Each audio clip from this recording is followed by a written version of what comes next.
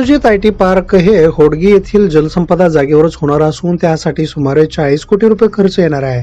याबाबतचा सविस्तर प्रस्ताव राज्य शासनाच्या उच्चस्तरीय समितीकडे पाठवण्यात आला आहे. प्रस्तावास मंजुरी मिळाल्यानंतर 18 महिन्यात बांधकाम पूर्ण होऊन आयटी पार्क सुरू होईल अशी माहिती जिल्हाधिकारी कुमार आशीर्वाद यांनी पत्रकारांना दिली आहे. गेल्या काही वर्षापासून सोलापुरात आयटी पार्क सुरू करण्याची वारंवार मागणी होत होती. मागील 3 महिन्यांपूर्वी मुख्यमंत्री देवेंद्र फडणवीस यांनी आयटी पार्कसाठी जागेचा शोध घेऊन प्रस्ताव पाठवण्याचा आदेश जिल्हा प्रशासनाला दिला होता. त्यानुसार हिरज, कुंभारी, जुनी मिल, होडगी येथील जागेची पाहणी करण्यात आली.